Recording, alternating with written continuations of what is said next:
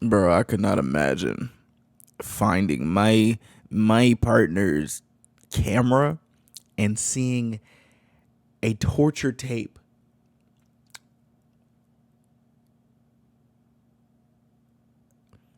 I,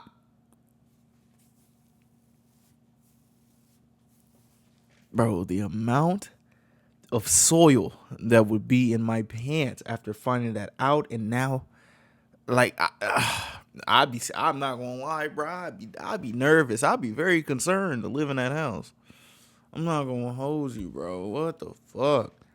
Even if they find dude, like, you know what I'm saying. Even if they find him, well, in this case, because it says the title of the thing says wife found a missing girl's torture tape on her husband's VHS camera. That's what I was saying. Like, I'm trying to put me in the wife's shoes.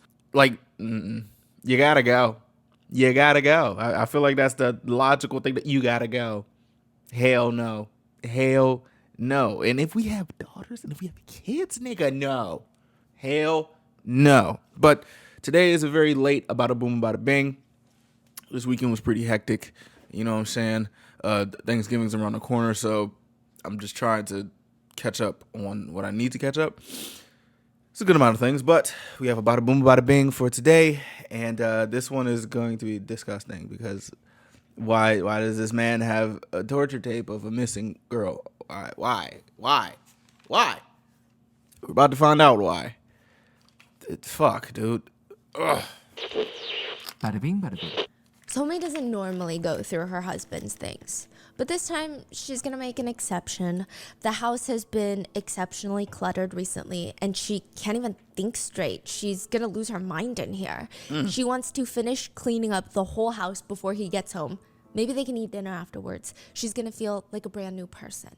That's the plan. This is a spring cleaning type of day. She's not just gonna wipe the counters. She's gonna get on all fours and dust underneath every single piece of furniture. That should be fun. She's gonna grab the junk drawers, dump them out on the table, Oh. and start reorganizing every little piece of junk in there. Oh. It is one of those cleaning type of days. Somi's in the thick of putting things away. She's tried on 5 pairs of jeans from the back of her closet just to see if they still fit. She's sweating. She's drenched in sweat, labeling everything, running around. And then she comes across a stack of those old VHS tapes. Before streaming services. I was about to say, bro, hey, how did y'all be feeling after those type of cleaning days? You can get yourself a really good nap. Oh my gosh. Yes. There were CDs, and then before that, there were these VHS tapes. They're like big black blocks. I might be old as hell because I remember having like a tub full of VHS tapes, like all different types of stuff. I always remember I had like the VeggieTale VHS tapes. The green joints, and then the Nickelodeon ones. I think it was like orange or something. I don't remember, but like growing up, I had a huge tub. Bruh, and nobody gonna experience that no more. Like, that shit was fun, popping in a VHS tape and just now y'all got these Hulus and shit.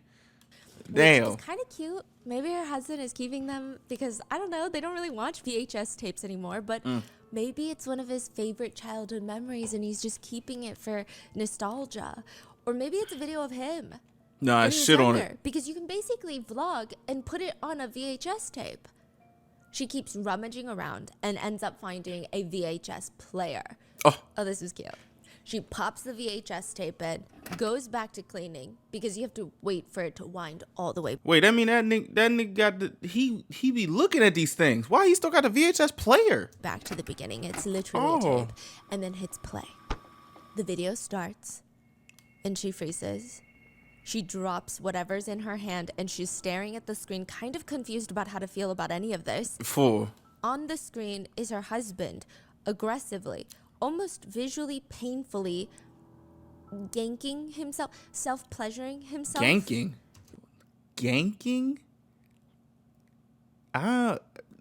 This year is the year I learned about those types of like words, bro. Have y'all heard the word goon? I've never heard that before.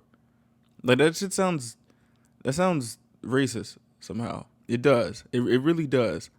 But that's what that means. TikTok is a crazy place. But this is nasty. Very aggressive, and it feels illegal to watch her husband in such a, it's weird. She's never seen this before. And he's moaning a Ew. name. Ah. A woman's name. She's never heard before. It's definitely not her name. It's not Somi. It's somebody else. Is his face in there? Yes. Oh. It's very disturbing. It's definitely going to be a big fight when he gets home. But she's trying to figure out when Why are this you tape is jacking even it on from. camera? Maybe it's from before they even got married. But even then, it's kind of a weird tape to have. Who records themselves doing something like this? It's a little odd. He likes his Do we own know tapes. when this was taking place? 2003. And by then, VHS tape is not really around, right? No. What? Most people have moved on to DVDs. Most people. What? I still have VHS tapes. Back in like 08, 06. Have I been late to things since I was a kid? What the fuck? Wait, no, I had DVD players too, but I used to. Oh. I don't remember. Why did I have that? I don't remember why I had that. Now she checks the time. It's a 20-minute long clip. The whole time, that's what he's doing. He's yanking it for 20 minutes. He ain't got a job. What the fuck? Self-pleasuring until he reaches his destination. Oh. She rips the VHS tape out and inserts the next. By this point, her heart is racing a little bit because is this going to be another video of him doing strange things? Is it going to be an introduction into the woman that he's calling out to? She pushes the tape and presses play. Laying on the bed Oh. are two bodies. Her husband and another body laying next to him. Yo. There's these words written all over both of their naked bodies, like they're doodling on each other, or they were doodling on each other. What the fuck? The words read Prince and King. Prince and King. Yeah, all over the husband's body. The girl looks terrified. She's laying next to the husband with a giant long cut down her private area, and she's actively bleeding. She's trembling. Yo. And so is Somi. She's shaking by the time her husband in the video gets up, walks closer to the camera, and smiles, quote, "Oh, she tried to run away, so I had to teach her a lesson."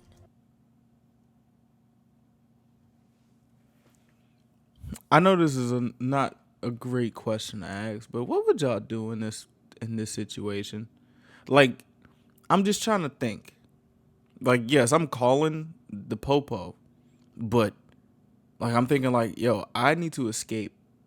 I need to find a way to have an escape plan quickly.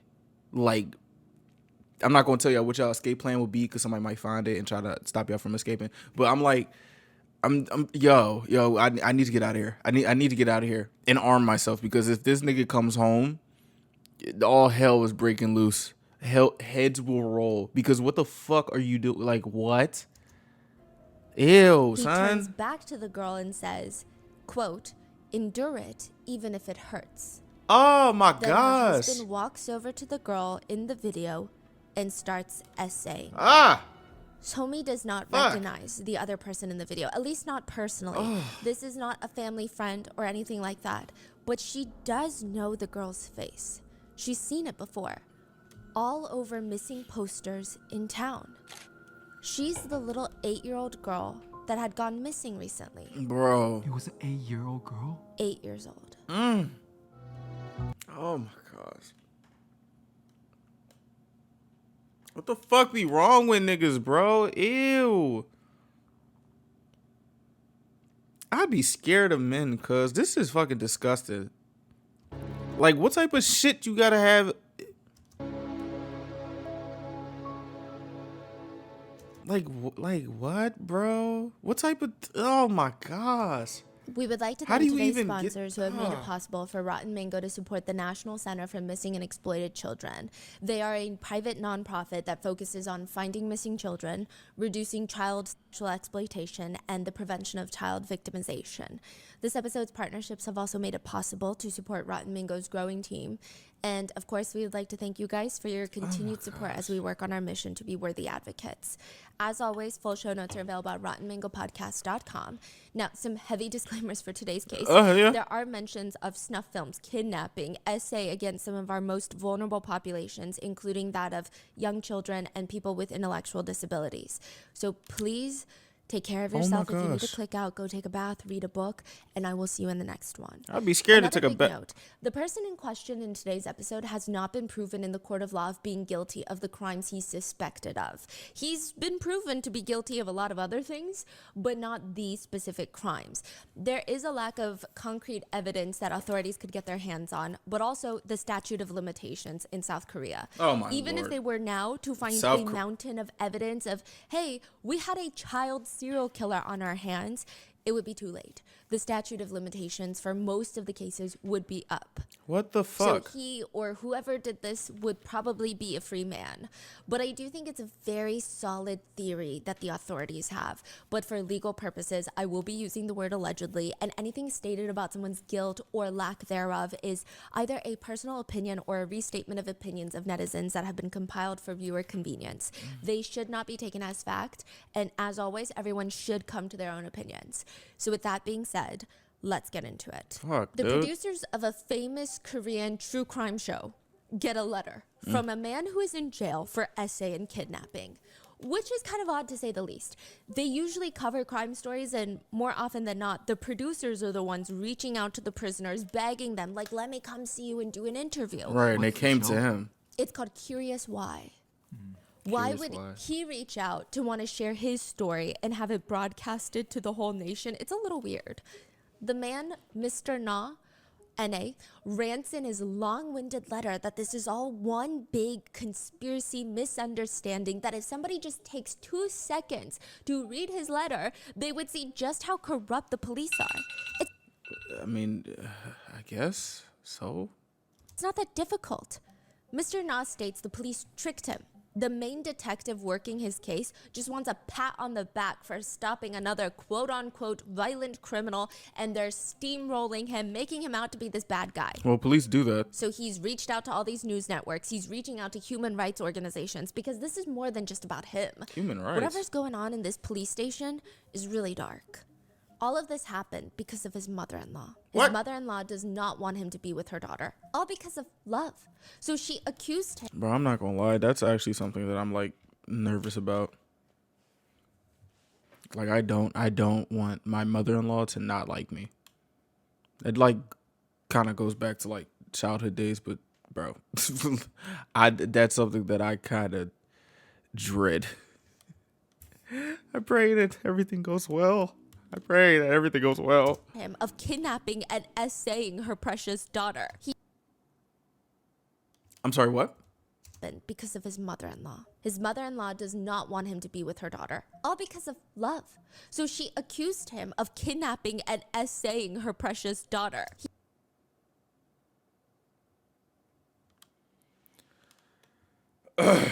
He says in the letter, I love her. I really love her. If you look at our text messages between us, it's so clear that we love each other. The police are rather excessively separating us and putting all these strange charges on me. My wife is losing the man she loves. Bro. And from a woman's point of view, her opinion has not been respected at all. And it's proceeding according to the detective's needs, the parents' needs. Where are a person's human rights? Nigga, He states what? he didn't even know that she had an intellectual disability till later on. And because she looked like she could still live a very independent life, even though she was still living at home at the time, he thought, I mean, it's not really impacting her life. Why would I even notice? Why would she need to tell me? He argued she didn't feel comfortable talking about it in depth, so he didn't push her. Okay. Is that a sin? They were seriously dating for a while, but she confessed to him that her mom was terrifying. She was scared of her mom. Her mom was quite abusive, and she couldn't even be herself in her own home, and it was miserable, which is why the two of them decide, let's get married ASAP. Is that such a sin? He said, not acknowledging our relationship just because of the disability that my wife has is a clear abuse of investigative power. The performance of the investigator in charge and his greed for cracking down on crime and greed for promotion are questionable. The letter continues. My wife voluntarily went to the district's office with me and registered our marriage. The police are now trying to make me, the husband, a criminal and deny a woman love and marriage. Is that really justice? I don't. What is he sentenced for? Yeah, like what? For charged essaying kidnapping his wife. Oh, what? But they are legally married? Yes.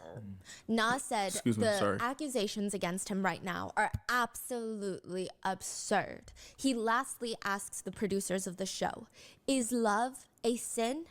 Nigga, Think about that. What? All because the woman he loved has the mental capacity of a 6-year-old? wait, question.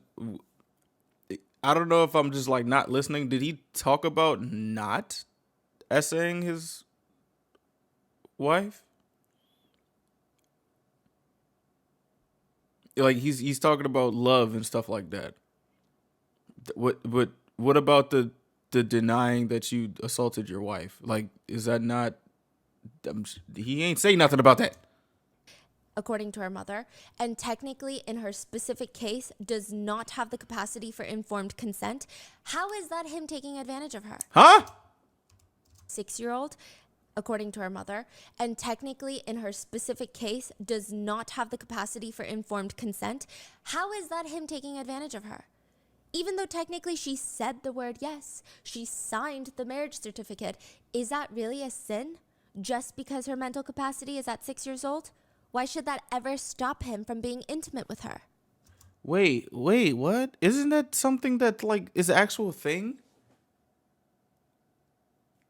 Or am I like I honestly I'm not an encyclopedia, so I'm sorry if I'm ignorant to this, but can y'all please let me know what that's about? Like I would think because they can't really consent, if you do something with that person that can't really consent, that's wrong because they can't consent. Like, what? The producers are instantly intrigued, and it's time to go investigate. My brain hurt. Wait, what?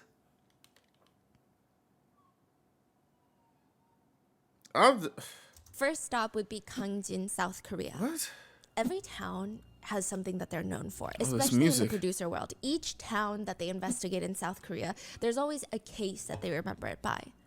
This small town in South Korea was known for every June, children disappear. No, That was wrong. see, I would not want my city to be that. What the fuck? Kids were told. And even though parents would say, no, it hasn't happened in such a long time. If you watch closely, if you go there maybe May, you're not going to see a lot of kids walking home alone, month of June. Even during May, you see parents starting to slowly rein in the leashes.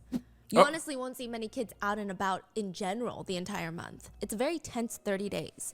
The fuck? The minute May starts rolling around, parents are already preparing. They're canceling all of their plans. They're just going to stay home after work every single night. Yo, if you ask what? The townspeople, hey, I'm new here. What's going on? Why is everybody acting so strange all So of a sudden? fucking Everybody seems sundown on time. edge.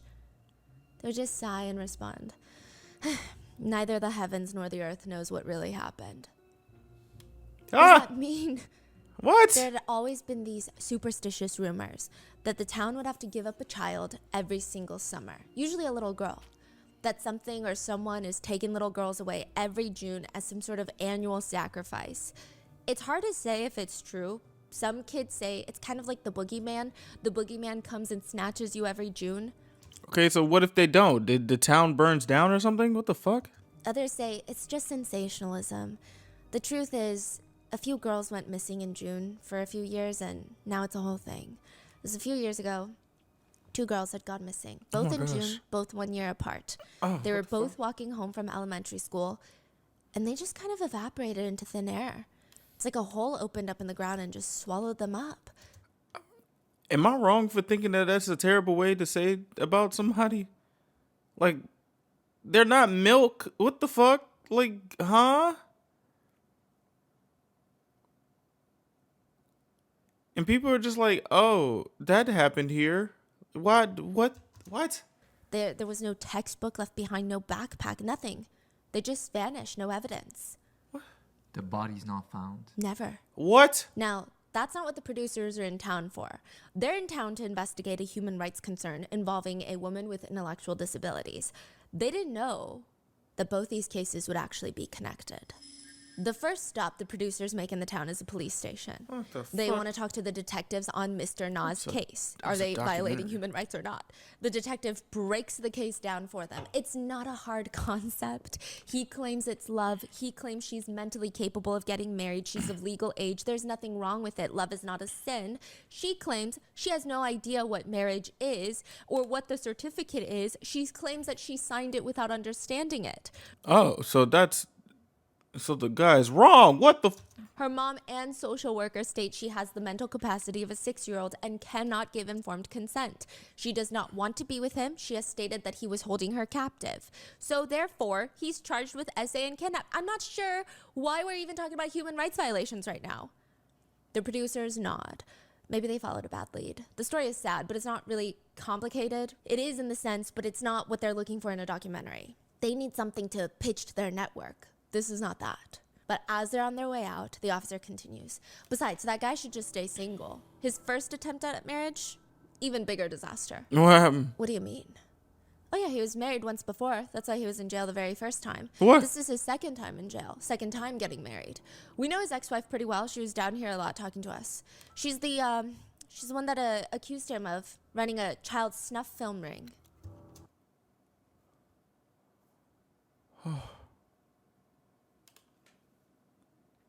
Oh my gosh. What the fuck? A while back, a group of American This person just said, whoa. I think that's more than whoa. Like, documentary filmmakers decided that they were going to venture Why are they into saying the this so Amazon calmly? rainforest to film a documentary about a cannibal community. Why There's would gonna be you- a director, scriptwriter, and 2 cameramen. They tell all of their friends about it. They'd been preparing for this trip for months now, and it's finally time.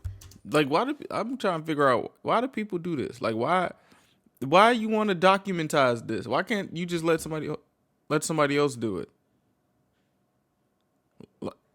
Like, I don't get it. Why why would you go to a cannibal community to record the cannibal community? I don't think these cannibals, if they are cannibals, want to be recorded. Nigga, you might become, you know what? Never mind. And they just vanish in the Amazon rainforest. Oh, really? Disappear into thin air. Wow. Somebody could have told you that would happen. When? This was in the 80s. Professor Harold Monroe, an anthropologist from NYU, decides he's going to run a little rescue mission to find the missing documentary makers. The plan is honestly horrendous. Don't go there. Why would you?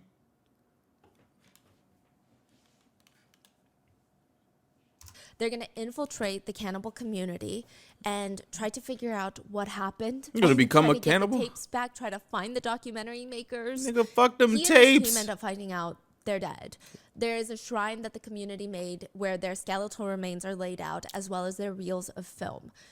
The professor somehow is able to make a deal to leave with the reels of film, and he has no idea what's in them. He can't even play them until he gets back to New York.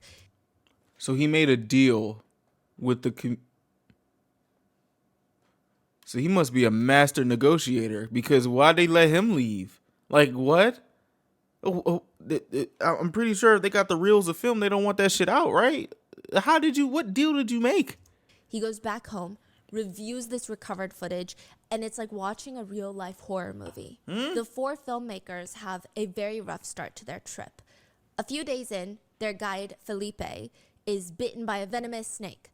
There's nothing they can do about it. There's nobody around. It's the too Amazon late. They're too rainforest. deep into the forest to leave now and get him medical attention. Meaning either the venom is going to spread to the rest of his body or they have to cut his leg off. So they cut his leg off with a machete in the middle of the Amazon rainforest in an effort to save his life, but he ends up dying anyway. Ain't there like a giant snake in the Amazon rainforest? Anybody here from over there that know about that? I remember in school they said it's like you don't need to go there if you don't need to go there. I always thought that was the thing. Like, why I don't need to tour the Amazon rainforest since I was a kid. Like, why? They just leave him behind. Oh. The group make it to the location of the cannibal community, and they see one of the younger community members walking by themselves. So what do? Do they ask him to introduce them to their community because they're making a documentary?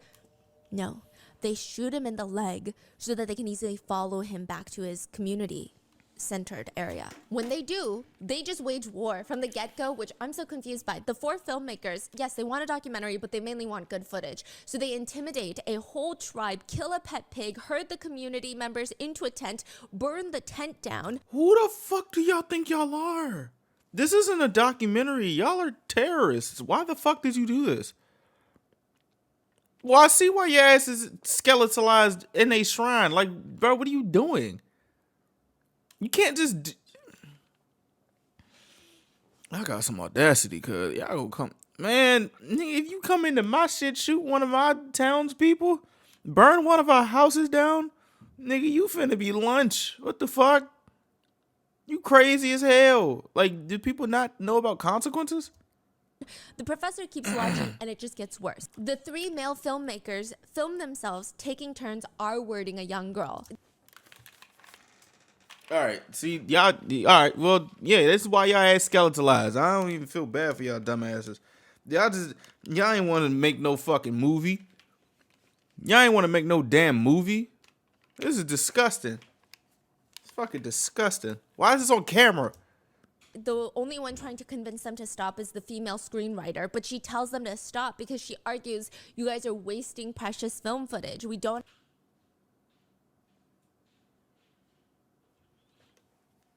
Well, I gotta burp for a second. That's what you worried about, lady? have that much film. You can see in the background that they're being watched by the locals. Oh, shit. They know what the filmmakers are doing. The filmmakers later find the girl impaled on a wooden pole, meaning a pole went through her private area and then through her mouth, and she's impaled on it. She's dead. They state in the documentary that it's because she's no longer pure. They claim the locals killed her for her loss of virginity, but it's pretty clear from the way the filmmakers are talking about it, the professor has an inkling that they R-worded her, and they killed her, and they set it up like this to get better footage. In the end, the community attacked the filmmakers for what they did to the girl. What the fuck? One of them, Jack, they use a large machete to cut off his private parts, and even after he's dead, they continue to mutilate his body. Well, Faye, I the mean- screenwriter, is captured, stripped, gang essayed, beaten to death, and then ultimately beheaded. One of the other camera guys keeps trying to convince the other survivor, we have to go and try and save her, but he's not listening. Nigga, what? He just keeps filming the assault on her from afar. I thought there's only 3 people left. 4. Oh, there's still 4 left. So 2 just died. There's 2 left. What the Now, fuck? eventually, the last 2 filmmakers are located, killed, all the while their cameras keep rolling. And the footage is probably some of the most graphic, intense violence you can see on a screen. There's horrific torture, essay, and I feel like if you see some shit like this, you actually, like, might be cursed. You know, like those movies that will, like, curse you?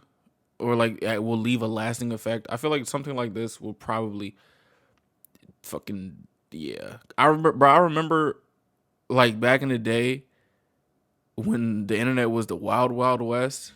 Y'all remember those websites that, bro, it was I should not have been 10 years old on the internet, bro. I have seen so many crazy things, let alone what Elon Musk lets on Twitter.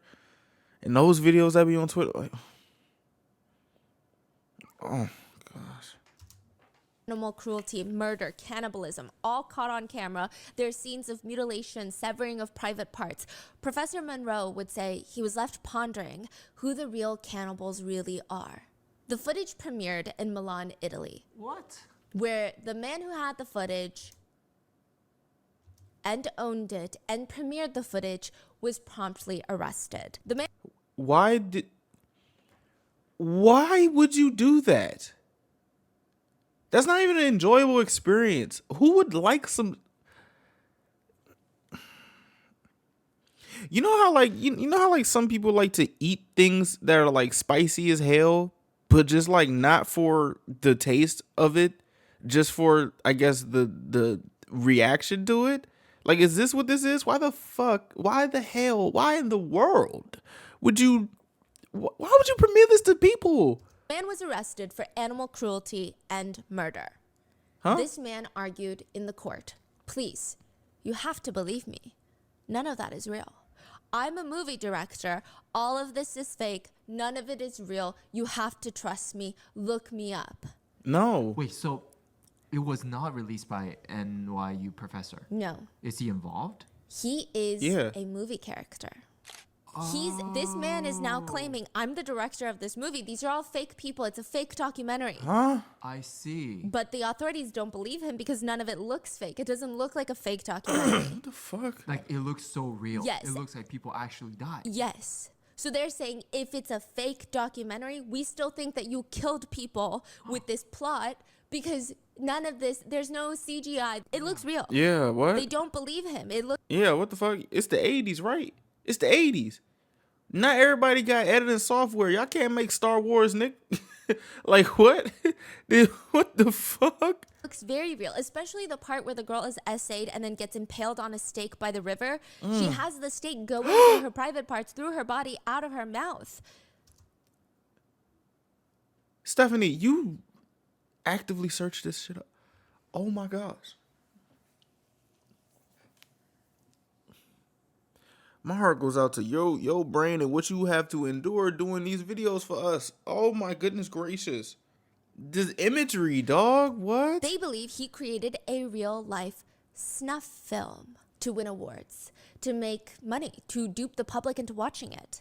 It wasn't until during the trial, they would confirm that the actress was very much alive. And they still didn't believe it. They thought, What? maybe it's a lookalike, maybe it's a twin sister. They had to physically demonstrate how the killing scenes were done in court to prove that nobody died on set. Okay, so there was a film that looked so much like a snuff film was released. Yes, and the people- plot of it is what I told you, the 4 film documentary makers, but none of it is done in a way where it's like, hey, this is actually a movie. It looks like a documentary. this Then shit the fake? New York City professor finds it. Yeah. He's watching it. Yeah. So the police was like, this is a crime right Yes. here. This shit fake?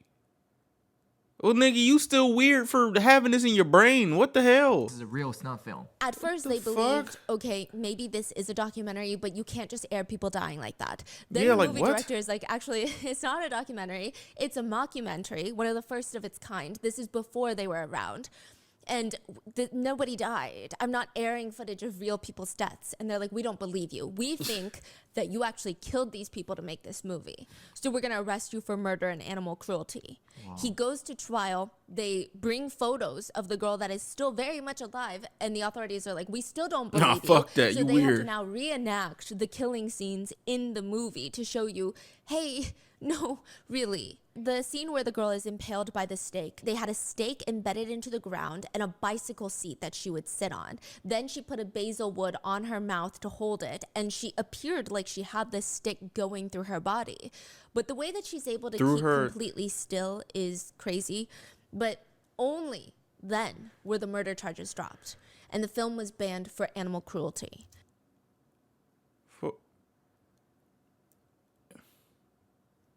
There are actual animal torture scenes in the movie. Oh my gosh. Those were not faked. There's a scene where a turtle is deshelled and butchered. They killed a total of 7 animals for the film for whatever sick reason. Truly, apparently there was no reason for those plot points. Not that that would excuse anything, but truly, it wasn't even part of the plot, if you will. It was just what? extra sadism thrown in for why the hell not. It's really sad if we get into it, but the animal cruelty scenes are brutal. Apparently, they wanted a scene for no good reason of them killing a monkey, but they didn't like the first take, so they took another monkey and decapitated it. Again, just because. Additionally, the girl that is essayed by filmmakers, apparently she was 14 at the time of filming. She did not understand English, and there was a general thought on the internet that she had no idea what kind of scene she was filming. This was her first time even seeing a camera.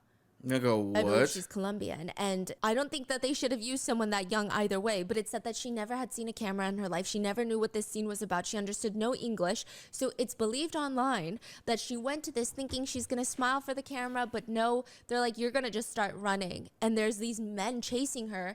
It seems incredibly unethical. I wonder if even illegal. All in all, I believe the director did deserve jail time for his animal abuse as well as forcing the crew into deeply uncomfortable simulations of violent crimes. I mean, he truly did not care for sick the actors. fuck. The actors straight up said he was a sadist.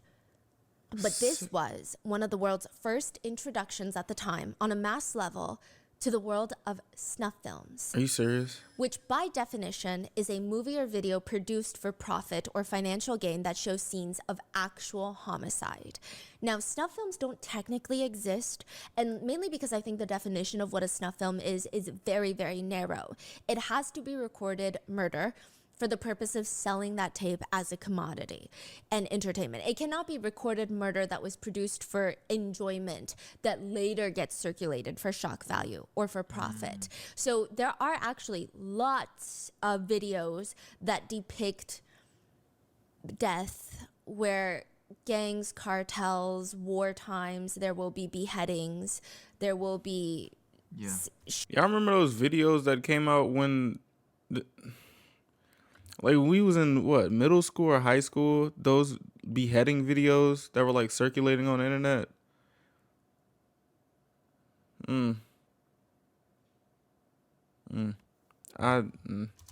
Shocking scenes of torture and violence that are filmed and then recorded, released for the mass media Oh my consumption. gosh. Or at least that's their initial point. But they're not trying to make money. They're not trying to make money, and additionally, there's no really plot.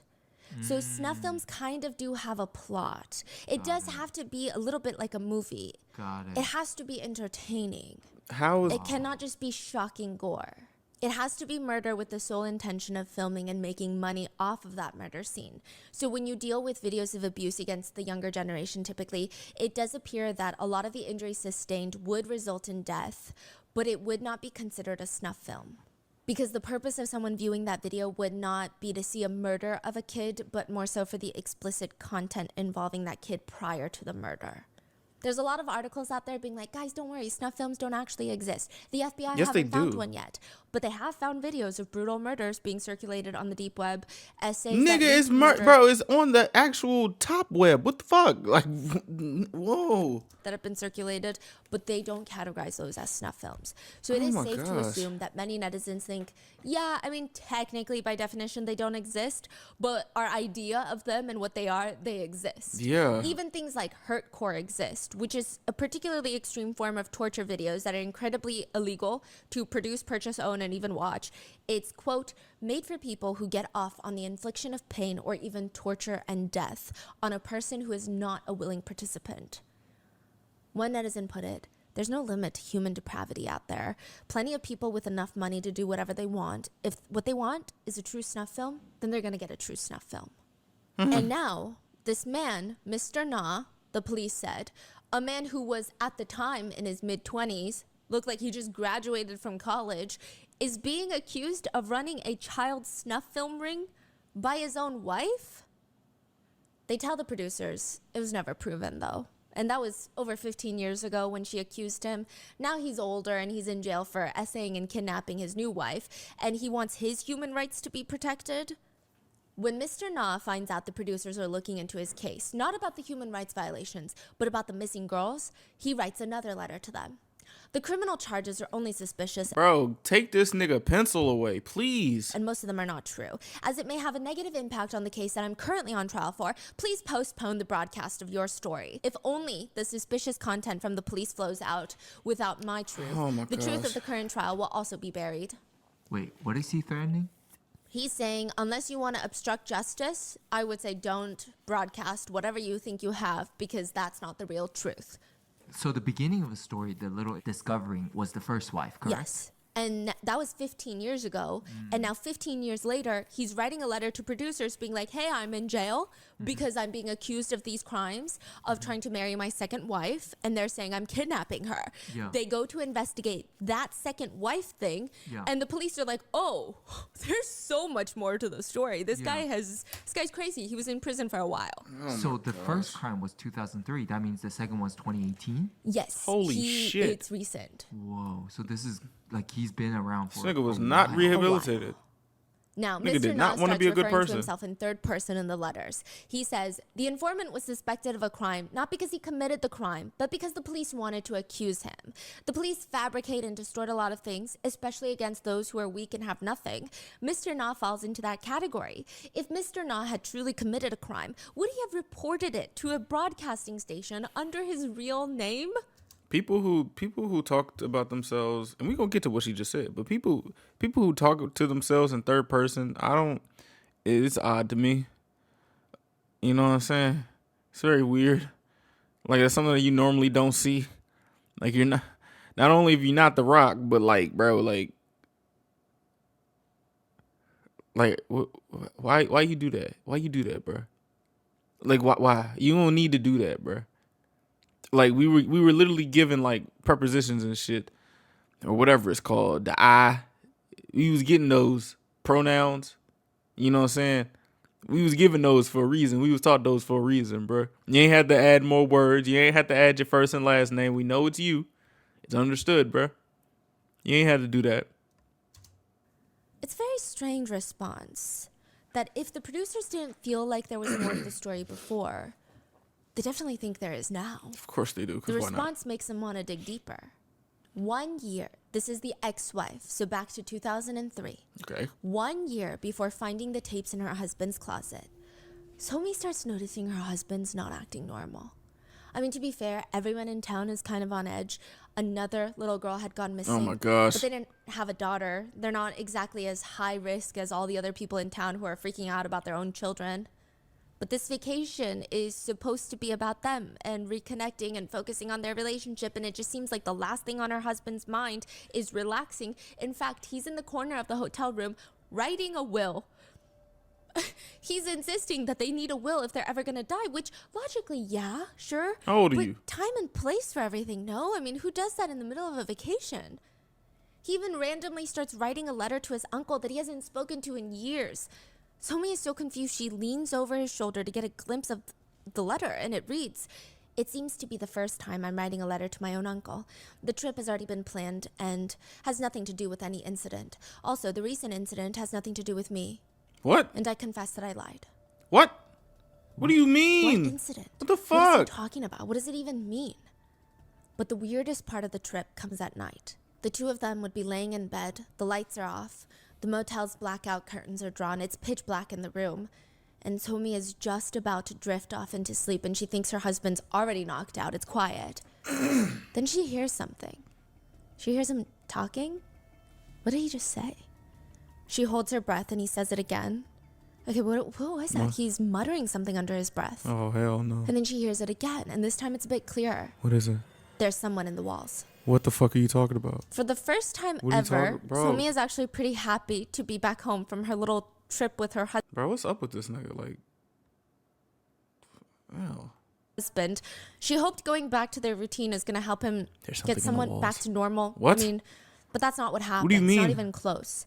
When they get back, one of the first things her husband wants to do is go to the movies, which, fine, but he wants to go by himself. Which, I mean, again, I guess it's fine. Okay. She kisses him goodbye, but there's something about the way she grabs her coat. She waits a little bit while before running out of the house and following him down the Yeah, street. follow that It's not Nick. like she's following him. Technically, she could be going to the market. It's also in the same direction. Who's to say, really? nah, fuck that. Follow She him. stays very far away from Na, and he cannot see her. But she follows him all the way towards the movie theater. He does end up going to the movies. But at one point, when he's walking through an alleyway, out of nowhere, he just starts sprinting, booking it, sprinting down the Nigga alleyway, noticed you. looking behind him, hiding behind giant He noticed her. Nigga just got to. dumpsters, poking his head out, eyes wide, hiding again. He looks like someone is chasing him, The fuck? but nobody is chasing him. You don't think he saw her? No. He didn't? Oh, like he's running away from someone else. Yes. Because What? if he sees his wife, you don't hide like that. You don't run like that. He's running like someone's chasing him with a knife. Somi turns around and quickly goes back home. Later that night after dinner, Somi starts cleaning again, and she sees sitting near the top of the trash can a ripped up movie ticket from earlier today. She bends down, grabs as many of the pieces as she can, and starts puzzling it back together. And on it is a handwritten scribble. It reads, quote, "I have to use her and then get rid of her." Bro, nah, Who's bro, no. No, cuz. See, you leave him. Or address it, please. Just do something. What the fuck do you mean you have to get rid of her? What is going on? It's like he's writing these notes for her to find. talking about? Like, What is he referring to? Does it have anything to do with the little girl that just went missing? She was the second girl in town to disappear into thin air, and the whole town had been looking for her. Does it have to do with her? So by this point, the wife is suspecting of the husband, or please? She is there's a lot of questions. a lot Bro, bro, coincidence is my ass, bro. Why are you talking like this? Why are you talking like this? of questions. What the fuck? I think you know when you have those intrusive thoughts and you're like, okay, I my am husband creating a the killer? movie in my head. This is not real.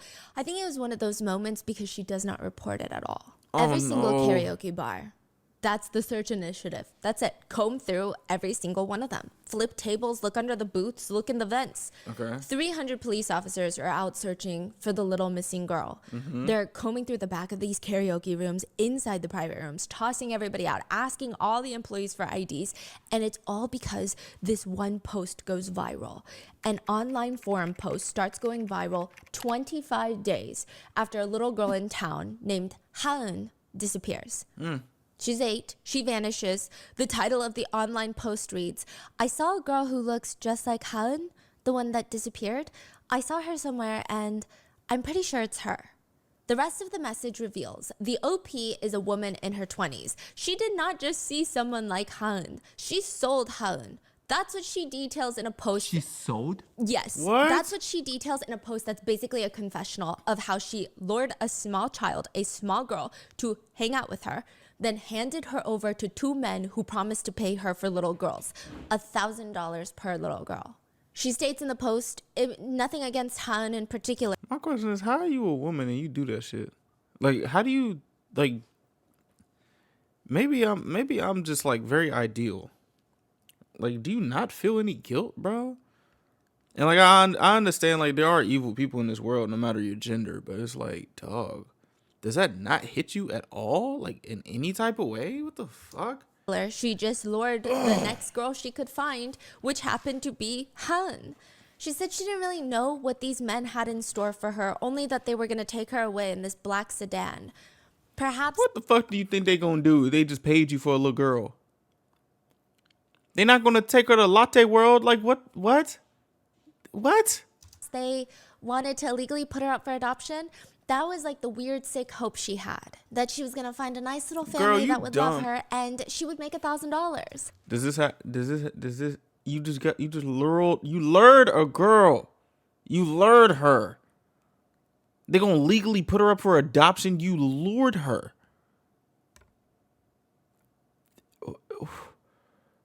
But instead, she states one day she comes across a karaoke store where she sees what looks like that little girl working in the karaoke store. Side note, she said that she's full of remorse and guilt, and that's why she's posting this. But she also mentions she never got paid the $1,000 that she was owed.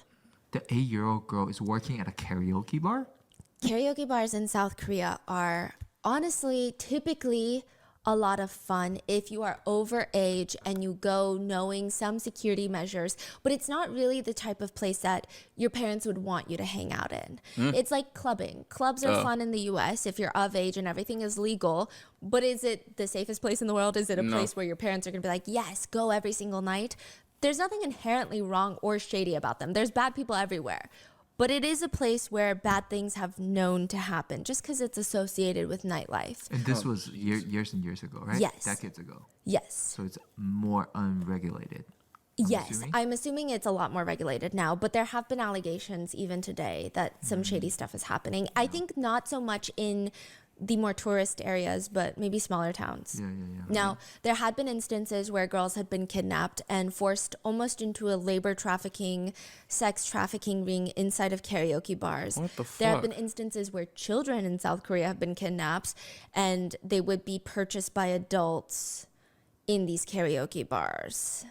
Yeah, there have been unverified internet rumors that some of them were these underage kids would be forced to perform on tables in private karaoke rooms by using fruits to do things to their body.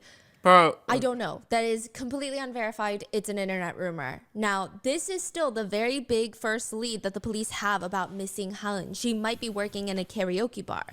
The missing girl's dad, Helen's dad, even tries to meet with some of the former kids that had been kidnapped by karaoke bars What? just to see what their day was like, how they could find someone that is being moved around in these bars. That's a crazy. I'm sorry. That's crazy to me. What the hell? The best way for them to escape. He starts Like, how do you sleeping crowdsource outside these of people? karaoke bars in the area until the owners will let him in to search, until they talk to him. And that's when he finds out that his daughter is not in any of them. Huh? Authorities had searched through Mokpo, Busan, checking every single karaoke bar, subway stations, even going through the terminals one by one. If she was sold as a karaoke worker, it's likely she's traveling through the subway stations or perhaps even spending time and maybe even sleeping in one. But she's not there. She's not anywhere.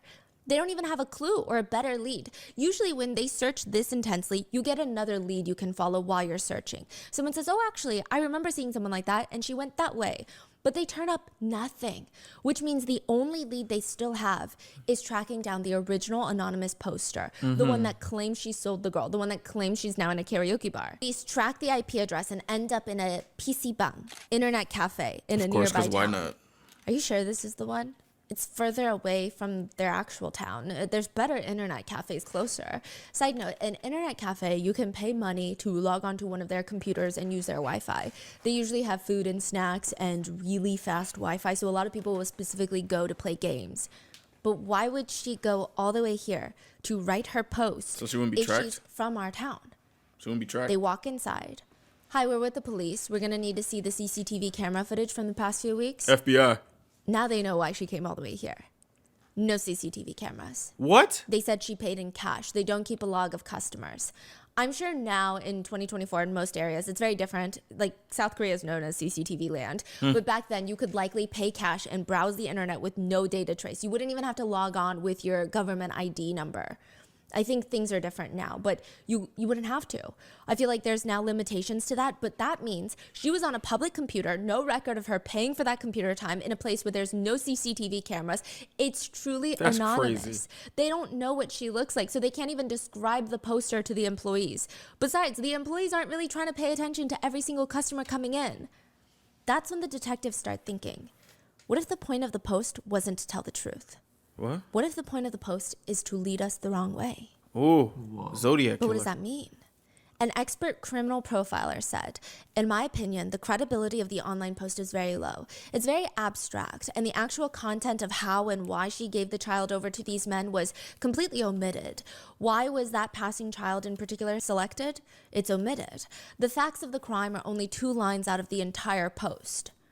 The profiler continues, contrary to the post that says she's now reporting this out of guilt for the child, it is strange that there is no content about the child's emotions on the report. You would imagine one would write, she looks so scared. She must have been so terrified. The look on her face still haunts me in my sleep. Well, I'm thinking like there's a reason why there's not that many details, because a character count, like, is a character count not like a thing to think about? Because like you don't want to put too much details, then boom, you can't even put the post up. Or is it like, no, I don't know. These detectives are smart. I can't stop thinking about the way her face looked up at me. But nothing about the child or the child's reaction. The post gave almost no specifics. How did the child follow her? How did she lure the child? How did the child react when she realized she was being taken away? There is nothing. It just reads, my heart hurts for the child. The expert profiler stated ultimately, in general, it does not match the psychological state that appears when a person commits a crime like this and feels remorse. It is difficult to see the post as a credible one. But now the police have an even bigger question. Uh-oh. If it is a false report, who wrote it and why? What would be the reason for the post? To confuse the investigators? It got to be a reason for something. Tommy slams down the VHS tapes on the table Oh, shit. when her husband Na comes home. Oh. It's unclear exactly what was said during this confrontation, but it doesn't seem like Na cared too much that his wife found out. Or maybe he knew it's too late to act like he's still the same husband because he just drops the act. What? He just tells her straight up, I will let you leave. I will let you walk out of here on your own 2 feet on one condition. I let you leave as long as you never speak another word of this to anybody. Somi is terrified. On one hand, she knows she should have gone to the police with this, but she hoped that her husband would tell her it was fake, it was all edited. She wanted to give him the chance to explain, but no, Fuck he's that. confirming these are very real. And now the only way out alive probably is to take this deal, to walk out and never speak another word of it.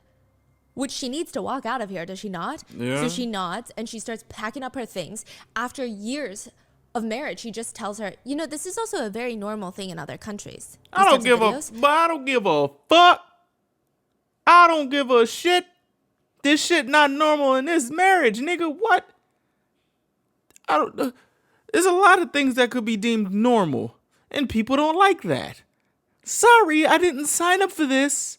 Sorry, I'd like my husband to not be a freaky fuck. Gonna try to say, oh, you know this is very normal. Nigga, I don't give a fuck. See, now that you said that, now I'm not gonna lie. See, now that you said that, you trying me. You know what? Guess what? I lied, bitch. I am telling people. I'm telling everybody, you nasty motherfucker. Everybody makes snuff films for Dog. a profit. No, they don't. Everybody Someone told doesn't. me it was lucrative, so I'm just selling it to foreign markets. I'm just doing it for money. It's not sick and twisted. Tomi practically runs out of his house, and soon afterwards, Mr. Na is arrested for murder. Bro, there's like so many things you can do for money. Like, I don't like, is this like your last resort to making a snuff film? That's a lot of time and energy. Why not use this time and energy to learn a skill and then make money from that skill? That doesn't hurt people. You know, that's also an option, you know? Tell me, I'm just trying to make money. Nigga, you nasty. Nigga, that...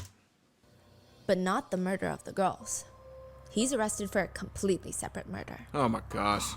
This is crazy. It just keeps going. This nigga's a murderer. Na had plans to end this whole messy thing. I mean, it's only a matter of time, honestly, that his wife or ex-wife, it's very unclear. Whatever his homie is to him now, she's gonna officially leave him. And Yeah. she might tell someone eventually, maybe 5 years down the line, maybe 10 years down the line. Maybe Or maybe there's tomorrow. gonna be rumors that she starts. And it's not even homie that he's worried about. He feels like he has good grip on homie. He has good control over her. But it's actually her little brother.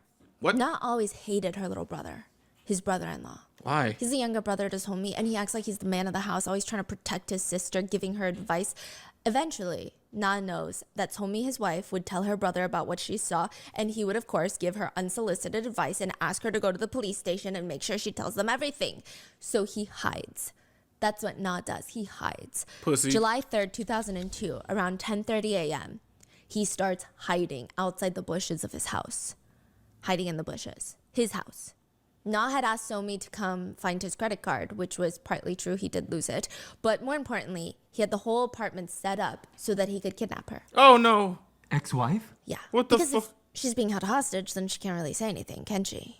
Okay, so he's backtracking now. Yes. He's trying to lure her back. But he's in the bushes, peeking his head out, and he sees Tomi walking up to the door with her brother. And it becomes very clear to him in that moment that everything he perhaps thought is very true is very true. Oh, He's shit. never going to be able to control his wife. Her brother's around. Nigga, what? He will always be the dangerous variable. So he makes up his mind in that moment he has to kill him. He takes out the sharp knife that he was initially going to use to threaten his wife and kidnap her and allegedly hold her hostage. He waits for the front door to open. He rushes in, ambushes the little brother-in-law, Oh. stabbing him first straight in the forehead, then his shoulder, stomach, and back. Whoa. His brother-in-law died right there on the floor from excessive blood loss. Nigga, I have never. Whoa, that is. Whoa. Straight to the fore. Damn. What the hell? All in front of the Somi. Oh Yes, my and he also assaults gosh. Somi. What? Like stabbing her. Doesn't stab her, but he beats her. But not try to kill her. No.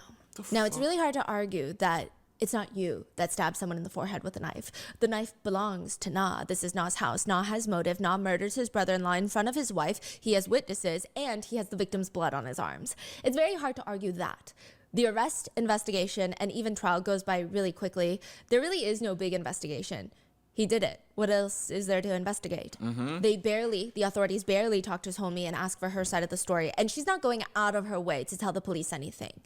Not quickly gets sentenced to 15 years in prison, and the book closes. What? But there's a 15? few cases that detectives always say keep them up at night. Most of the time they're unsolved, but sometimes they're solved and there's just something that isn't clicking in their minds. It doesn't make sense.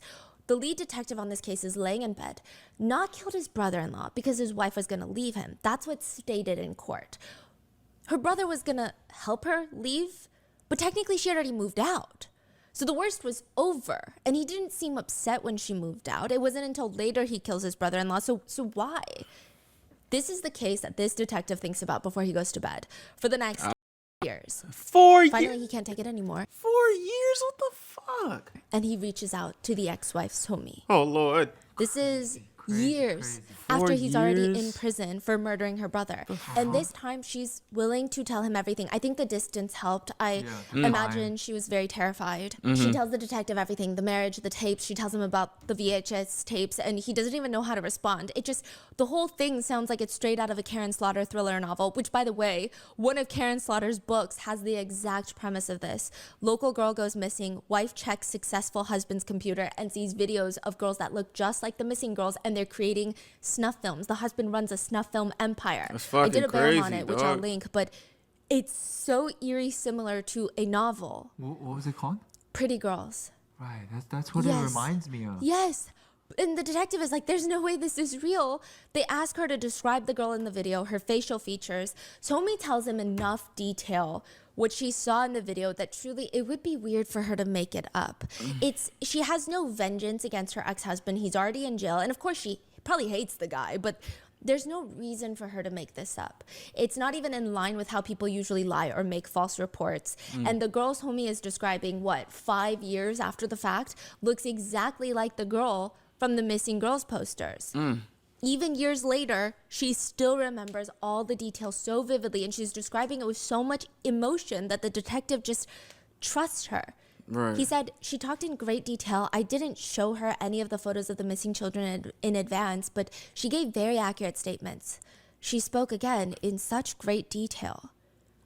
He runs back to his team. We have to look into it. We have to search Na's house now. We need to find those tapes. Before the police search Na's house, an interesting letter is sent out from prison. A letter from Na to his family. It reads, Nigga, fuck what your did you letter. do with my bag and computer? Not the ones in Gangjin, but the other ones. You should dismantle the computer and break it and dispose of it. What about my luggage and belongings, the ones in Gwangju? When you come to visit me in prison, just talk about my well-being, not this and that. I'll ask if I'm curious. Who do you Who think did you... he send it to? His mom. So he wants the mom to destroy evidence. Yes, but he writes it so nonchalant. What did you do with my computer? You should probably dismantle it and break it and get rid of it. I wonder what the mom does then. She does that.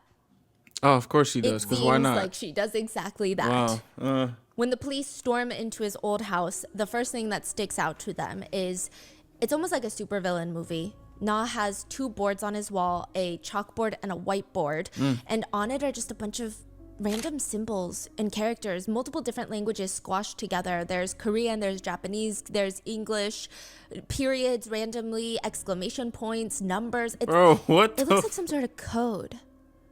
Look, there's 360 characters used. The purpose of the code is to make decoding very, very difficult. That's what the authorities believe. To confuse the reader, and it's working. Whoever reads it, if I walk into his house and stumble upon it, me as the reader, I don't know what's going on. Yeah, He created what a the fuck code is with his that? own rules, and steadily he is writing in secret letters. The police have to create some sort of index to try and decipher it. And the goodness. first message that they're able to decipher on the board is, written in large code across the top, reads, use women financially. Let's keep going. What about this one? Following the code index they created, if the code index is correct, this one says, King of the Brilliant Nation. I will use my psychopath techniques and I will film pornography. The rest of the codes that have been deciphered have not been released verbatim. Why can't you just, like, learn how to, like, knit or some shit? Like, why do you gotta do this weird-ass shit? There's so many other hobbies that you can have, and you choose to do this? Like, you couldn't, like, garden and find your happiness in doing that? Because what the fuck are you talking about? Like, what is it, like, what do you mean, like, what? But it has been described as content relating to desires for crimes against children and desires for child grooming. How is this Not a movie. The code is alleged. No, the idea that he's connected to those missing girls is alleged. Oh, okay. Yeah. But And even the like, tapes haven't been found. right. But those writing scribbles, Yes. that is not normal. Exactly. So, some people say that he was later diagnosed with schizophrenia. Oh. I don't know Oh. because I think the part that I was like, okay, perhaps was him running down the alleyway, but I'm not sure. Maybe someone was chasing him, or he could have just been on edge because of the illegal Yeah. stuff he's doing. Like he could have thought police are chasing him. Yeah. I don't think I feel like schizophrenia is a very just like we don't understand enough about schizophrenia, so let's throw it on people when we don't understand. I think that he's sick. Everything he does seems pretty meticulous. Yeah. The code is very meticulous. It doesn't seem like someone going through psychosis and having hallucinations. Right. That's a good point. Yeah, because Like- usually people that are schizophrenic, and from my knowledge, please correct me if I'm wrong, if they truly believe that they are in danger, they will write things, Yeah. but it's usually very frantic. Like yeah. This one's like he's putting a lot of thoughts the behind it. code is very, and he has been using this code even today in prison. What? He's still using the code. Right. So, Fuck. and he's developing the code and altering the code. So it's a very long, lengthy process that seems very well thought out, well planned. Yeah. Now, one of the other codes reads, I am the most precious. Make others naive for my benefit. Never be deceived. And another one, the fuck a does more this mean? chilling one, if you consider the timing of it. This was written right after the second girl vanished. And it reads, if they just didn't know me, I wouldn't have committed any sins. If I simply would have not been born, I would have no sins at all. Bro, what are you, the Riddler? Like, dude, like this make me mad. Like, am I dumb? Like, I don't know. Like shit like this, like I hate when people just talk so cryptically. Like, dog, what do you, why? What you want me to view you as something? Like, would you like for me to view you as this? You just say that. You don't have to do all this cryptic shit to hurt my brain. I don't give too much of a fuck. And you know what I'm saying? I'm just talking about me. Cause I'm just like, bro, like you doing all this, you doing a lot. You doing a lot. Like for real. What did you do to those girls? Like cut the crap. Okay? Cut the crap. So again, some people liken this to, oh, maybe he's schizophrenic and he's saying like, what's wrong with me? I don't know what's wrong with me. I don't understand. However, other criminologists believe the way he's writing is almost, I have to commit crime. I was born to commit crime. So if I hadn't been born, I wouldn't have committed crime. Yeah. It's not my fault that I was born. It seems more from a place of anger rather than from a mental health disorder. Why would he write it in code though, to begin with? What does the code mean to him? And does it have a link to the missing girls? That's all the evidence the police find. They do not find a single VHS tape. They're all gone. Huh. Even though the police don't have solid evidence to nail Na, they theorize that he might be the child serial killer in the area, that he's responsible for at least 2 of the missing girls, and he might have been using them to create snuff films to sell to foreign markets. The timeline is making a lot of sense. The first little girl, Seongju Kim, disappeared June 15th, 2000. Aww. She was last seen around 2 p.m. sitting on a bench in front of a stationery store. She was waiting for her older brother to get out of school so that they could walk home together, like they always do. Then almost exactly a year later, June 1st, 2001, the second child disappears on her way home from school, just like Seongju Kim. Her name is Han Kim, no relation by the last name, but she vanished on her walk from school. She was last seen standing at a crosswalk, trying to cross in the direction of her house, and then vanished. That's But fucking here's the interesting crazy. thing. A lot That of is younger scary. to mid-20-year-old guys were ruled out since most of them would have likely spent 2 years in the army. Interestingly, though, after the first little girl disappears, Na is enlisted in the army. Technically, he should have been in the army when the second little girl goes missing, but he gets early discharge for medical reasons. And right after his discharge, the second little girl goes missing. Bro. And then a year after that, he gets arrested for murdering his brother-in-law. Wow. And girls stop going missing. Okay. Well, there were recent cases Coincidence. where girls did start going missing again.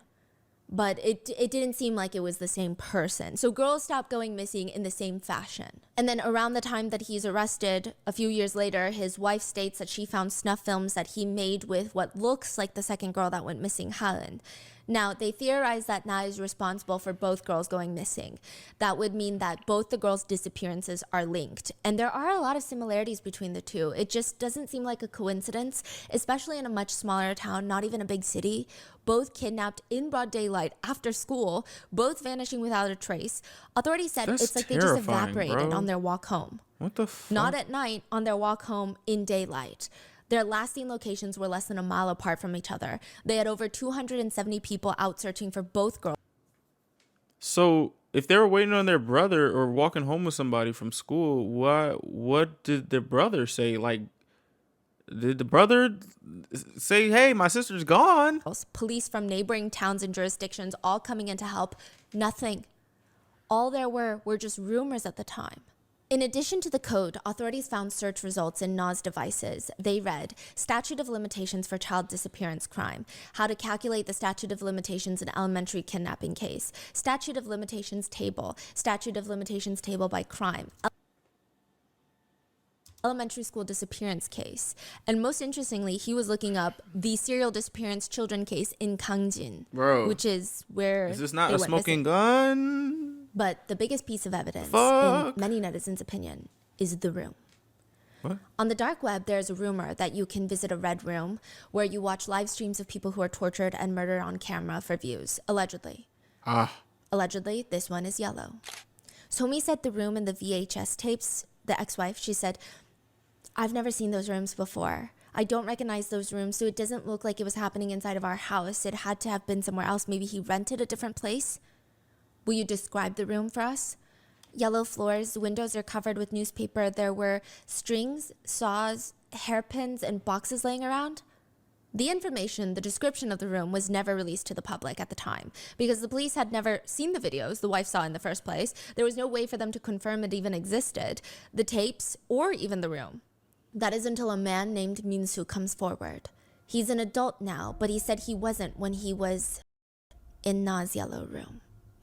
He said Na would take him inside this 2-story red brick house in a room with yellow floors, newspapers covering the windows, and he comes forward to tell the authorities that he and Helen, the second girl that went missing, were actually in the same class. All the kids at the time, even the adults, were saying it was a ghost that had lured the 2 girls out every June. Fuck. But Minsu knew it wasn't a ghost. It was the creepy man that lived near the playground. He would lure the kids to his little studio and essay them. Bro. Minsu said, to be fair at the time, Na didn't seem creepy at all. In fact, he just seemed like a college-aged older brother that liked to treat kids like adults. It's not like some stinky 60-year-old ajoshi trying to snatch kids. He's like the cool guy, smoking cigarettes, drinking soju, and he's like, hey kid, you want to come over and play games? Ew. What kind of 8-year-old says no to that? Every day, Minsu and Helen, the girl that goes missing, would have to walk by his house to get to school. And Minsu said for him, it was very natural. They all started hanging out. Minsu remembered Na would tell him, if you want to hang out, play games, and eat junk food, walk to my house and knock on the wall. If I hear it and my parents aren't home, then I'll let you in. This is fucked. This is fucked. This is so fucked. It's unclear if Oh this my was happening in gosh. his parents' house or if he was saying that to get the kids to feel more comfortable around him. It's disgusting. Because now it's Like no there's longer... adults, Yes. older people. And like we're all just kids trying to hang out. Ew. At first, Minsu said he would willingly go to Na's house to play games. Then the essays started. Once that happened, Minsu said he was too scared to say anything to anyone, but he does start avoiding Na, and Na would chase him around town. Bro, what? Waiting for him. Sometimes Minsu would get out of school and he'd be waiting at the door. Why did you just let this, bro? Like, why is nobody watching and seeing this happen? Like, how do these things happen in broad daylight? Why are people minding their business so much they don't see shit like this happen? Would not essay. What the fuck? Yes. And he would film it. We'll get to it. Oh my god. So he would wait at the door for Minsu to get out of class. makes Minsu me would try to run unwell. out the back of the school and run through the field. And he wasn't even running in the direction of his home. He would just run in any direction to get rid of Na. But Na would always be there when he comes out of the wood clearing. What the and he fuck? discovered that Na is watching him with binoculars, stalking him. It was terrifying. The more Minsu avoided Na and refused to hang out with him anymore, the more aggressive Na became at wanting to essay him. It almost starts feeling like an obsession. He says, I think he had videos of young children. Ew. I think he had explicit videos with children my age. Ew. From then on, he started molesting me, and he would touch my private areas while watching these explicit videos or make me touch him. And then it progressed into full essay, and it was honestly so painful. It was very difficult. Minsu states that he was essayed several times by Na, and there would always be a camera in the room. Other witnesses came forward. They're all adults now, but they stated that when they were a kid, Na would lure them to their house on the premise of letting them play games, but he would constantly force them watch explicit videos of children with him. Some of them stated he kept trying to molest them until they ran away. Minsu says he always filmed it when he molested me, not a camcorder, but you know those really old videotapes? The old big tapes that go into the video? This shit makes me sick. He filmed with that, like a VHS recorder. It was scary because he said he was filming me and he said he would sell it on foreign sites or something. When Minsu was asked why he didn't report it as a kid and only now report it as an adult, he said, now that I think about it, I think Mr. Na was very obsessed with children. But at the time when I was a kid, I didn't think like that. It was only as time passed and I became an adult and I thought, oh, this man is likely kidnapping those kids. I'm just... What the fuck, dude? The police had nothing else to go off of for Minsu's case and the girl's case. They're able to locate the studio that the videos were allegedly filmed in, and sure enough, a room like that does exist in town, and it's near where Minsu said it was, but there were no tapes left behind. Just a video recorder. And Minsu confirmed that's the one he used on me. Like he was filming it. How is that not enough evidence? Yeah. All of these witnesses, all of these people. Statute of limitations as well. Nigga, change them limitations. What the fuck? Like, you can't just let this do. What the hell? This man is a... Oh, so they're no longer even going after this. In the court of law, victim stories, especially when so much time has passed, is not believed because the defense attorney can easily argue that memories can be edited, altered, changed over time, or completely false. So they don't have concrete evidence, and the statute of limitations is almost coming to an end. So it's not the highest priority case. Sometimes So it's when almost there's coming murders, to an end, but it's not. They will become higher priority when the statute of limitations is gone for first-degree murder now in South Korea. But when it was coming to an end, there would be like a renewed search. But this was not that. There was really no evidence to bring to court, so police resort to the last option. It's not the best idea, but it's usually done when there are no more ideas left, which is to have Minsu confront Mr. Na, and hopefully they can get a response out of him, trigger him into admitting something. But when Minsu goes to meet with him, it said that Na just smiled at him leisurely, just smirked. Minsu said it was so reminiscent of the smile that Na... Yeah, I was about to say, ain't that like evidence? Like the nigga smiles when his eyes literally light up when he sees me. Don't them shits light up a certain type of way when you see somebody that you or what? Like Na would give him when he was essaying him. He was terrified. He felt like he was a kid again, back in that studio. He said his whole body, his arms, he could feel goosebumps starting to come out. And they did not get a confession. Until right before Na's release date from prison. This is the first time he's in prison. 15 years. Yes, he's about to be released. How is it? First of all, how you kill someone and then give 15 years? Exactly. So he's about to be released, and out of the blue, Na states that he wants to talk to a detective. The detective goes to visit him in prison, sits down with him, and he allegedly tells the detective, "You're right about Minsu. I essayed him, and you were right about those two girls. I killed them." Okay. Where are their bodies? Near the river. The detective gives him a map and watches him draw a circle with his pointer finger. Yeah, I left their bodies there. The detective glances at the prison officer because it's time for the detective to take a trip down to the river. This is in 2010, okay? why the fuck did he... Please tell me that this can be liable in court. The nigga just confessed, like, before he was released. Like, this was his dying wish or something. Get this nigga the fuck out of here. He confesses. So why is this case still unsolved? Why is he ultimately released from prison? Police incompetence? The confession he made was not only not recorded, meaning the detective or the prison officer did not even write a report on it at the time. They were so busy. It was not recorded. No audio or visual or even written statements. Just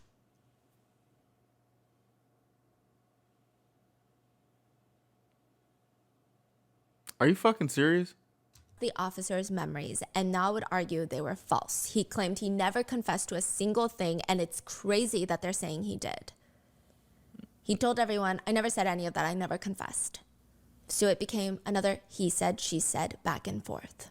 But why do you think he even tried to confess? He probably knew it wasn't recorded. If netizen speculations are correct, it seems that he was getting off on getting away with it. Because around this time, I think he knew that there was no evidence and the statute of limitations was coming to a closer end. Wow. He gets released from prison in 2017, walks out a free man, then walks back into prison accused of kidnapping, essaying, and torturing 2 little girls. But he is free now, again, in 2024. What? He only got like 2-3 years for that.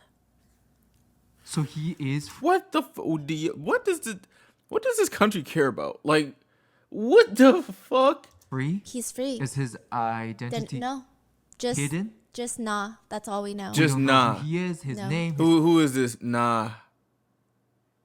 Just nah. Like, this is not fair. How is this man? What? Face nothing. Nothing. And the reason that he ends up in jail the second time is so reminiscent of everything else that people have been saying about him, kidnapping, essay, and the fact that a lot of netizens believe he went after a woman who, according to her mother, has the, quote, mental capacity of a 6-year-old. It just, all of that seems really disturbing.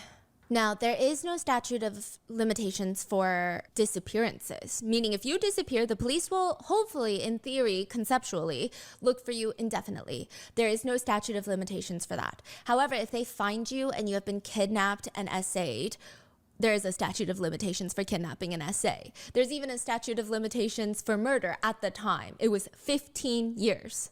So if they find your body after 16 years, the killer is getting away with it. How do you calculate this?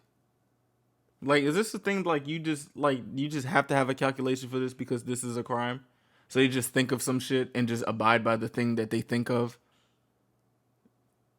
Like, the justice system don't have no fuck it moments and just be like, fuck it, it's been a year after, so we gonna try this shit. Like, It's almost like a challenge for killers. That's actually insane because, like, some judges would be like, they hear this whole story and then it'd be like, it was 16 years though. It was supposed to be 15. Hey, you got away with it only because you was a little bit later. Like, huh? It was thankfully abolished in the National Assembly in South Korea. Okay, cool. One What? of the policymakers said, just the fact that a criminal can be punished at any time can give hope to a victim.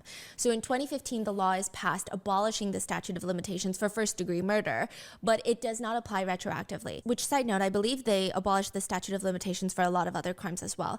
But for first-degree murder, because it's abolished in 2015, if it's been 15 years since you committed murder, it does not apply to you. Only moving forward. Yes, but if it's been 14 years, it's not, it's forever now. Like, you can get caught anytime. But if it's 15 years, if it's past the 15-year mark, then you're free. What? Haaland Why? was kidnapped in 2001. If Na is guilty, then his statute of limitations is up in 2016. Meaning, if he is found guilty of murdering Haaland, he could still be punished for it. Oh, But they don't have Haaland's body. And typically you need a body to prove that it was first-degree murder, which is very different from things like second-degree murder. So you're saying they only had one? No. The other case is past the statute of limitations. Oh, okay. So Of only Seongju. one of the girls. Only one. It seems like That's it's a very fucked up. unlikely and very hard mountain to climb. Regardless of if it is Na or not or somebody else, it seems really hard to bring justice at this point. But Na, whether you believe he's guilty or not of murdering the 2 girls, he was still found guilty of murdering his brother-in-law and kidnapping and essaying a woman with intellectual disabilities. And he is a free man. Side note, remember the code he was using? Still using it in prison. He had added 200 pages of code into his diary. So what has he been writing? It could be fuck? plans for all we know. Now, there are supporters of Na who believe that he did not do this. They state there were no sightings of him with the kids. There were no sightings of him at the site of the disappearances. duh, nigga. What, you thought he was gonna wait? So y'all thought he wanted to have What? Y'all thought he was gonna be outside with the kids that he's trying to touch on? Or even nearby, there were no people coming forward right after the crime took place. So how do we know it's him? We're just ruining a good man's life for no reason. We're just bothering him. What? But the biggest supporter for Na is his mom. Producers from a separate show were able to get in contact with her, and she told them, don't even talk about what happened in Gangjin. You don't know anything about it at all. Our baby is not someone who would do that. Don't go around talking like this just because our baby is in prison. What do you know? Do you have evidence? My baby? Yeah. Full grown man. Convicted of murder at one point. But she says, my baby. Most of the people that were asked about Na had nothing but good things to say about him because they were all adults. Experts say with most child essayers, they could be very well liked or even highly regarded in the neighborhood because they only commit crimes with people they can control. Right. And typically that's not fellow adults. Typically those are children or someone with disabilities. Right. They're the most vulnerable.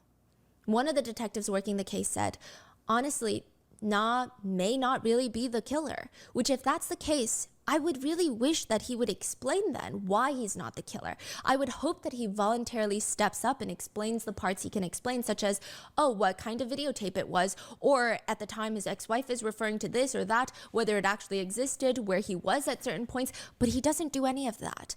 If he can explain why it's not him, we would spend energy to verify the claims that it's not him for ABC reasons and exclude him from the suspect list. Yes. Finally, rule him out and spend more energy and resources searching for the actual culprit. Yeah, and talking in code and shit's not finna help, bro. You just look like you trying to doodle all these niggas and try to like confuse them with this freaky code.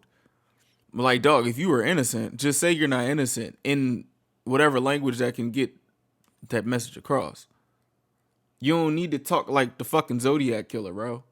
Like, what? But he's not doing that. All he did was confess and then retract, and since then he has not spoken about it. But netizens are not so forgiving. A lot of netizens said the math is not mathing, it's not adding up. If it was maybe just his ex-wife, then that's one thing. Maybe it's like an ex-wife who hates him. But the details she gave about the tapes are oddly specific. The room, then too. Minsu comes forward, another victim that stated they experienced SA from that, and they have matching descriptions of the room. And they found That's the weird. camera? His codes, the camera with no footage found. I mean, they stated it's just too many coincidences. And clearly, this is a man that is capable of murder, essay, and kidnapping because he was convicted of those crimes, just not for these specific cases. Right. So it seems, it seems pretty damning. One netizen comments, when he comes out, he will essay and murder again. Pedophilia is incurable, and these monsters are going to keep doing it. Wake up, you idiots who defend him. Other netizens argue, sure, we can debate if he did kill those two girls or not, but he did kill his brother-in-law. Right. He did essay and try to kidnap a person with intellectual disabilities. He did admit briefly to molesting Minsu and then retracting the statement. I mean, even if he's not guilty of what he's being accused of, he's pretty freaking guilty for what he has confirmed he's done. Yeah. Others just argue that he should be surgically castrated. Others argue sarcastically, even if he's done all these things, guys, we need to rehabilitate him and make him adapt back into society. It's sarcasm and a pain point for the fact that he was released after 15 years.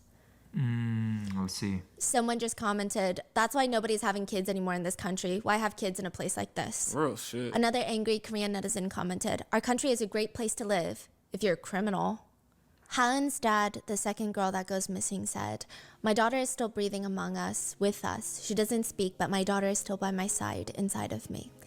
If my daughter were still here, she would be 30 years old. Fuck, Had bro. she not vanished, the family's life would probably be very different from what it is now.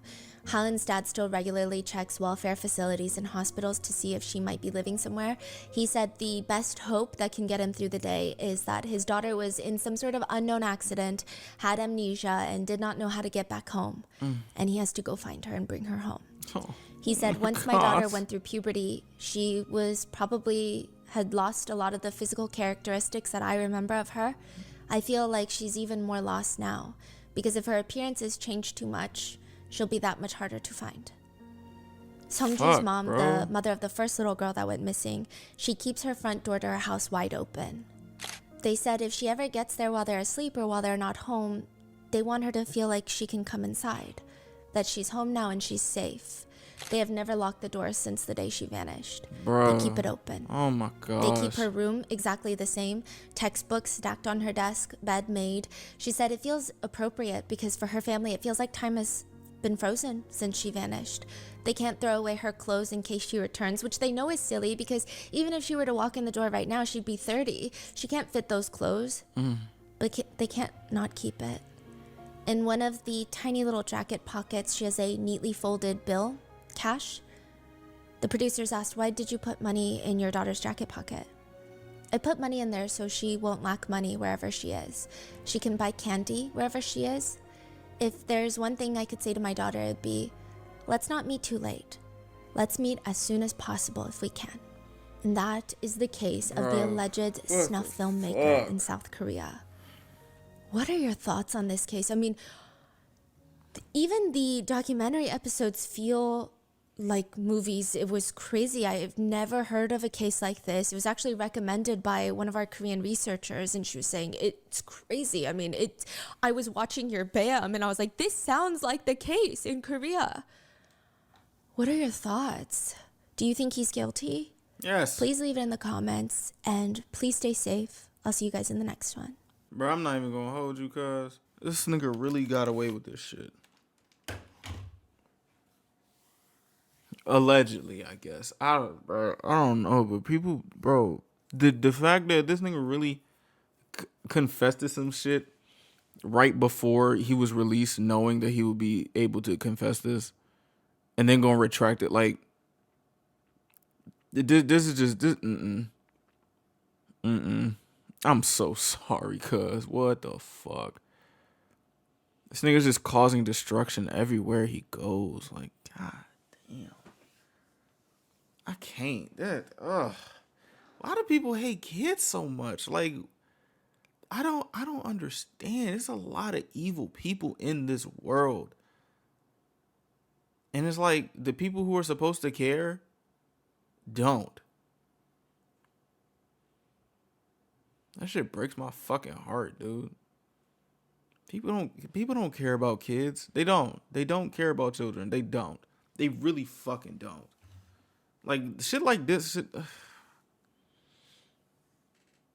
That type of shit will make me sad, bro. Like, especially men. Like, you don't hear no shit like, you don't hear no crazy shit like this with other genders. I don't hear nothing is crazy like this. I don't. And I'm not looking for it either. It's just disgusting. Nasty. Just to fulfill some sick ass fantasy that you have. Like, get another hobby. Freaky fuck.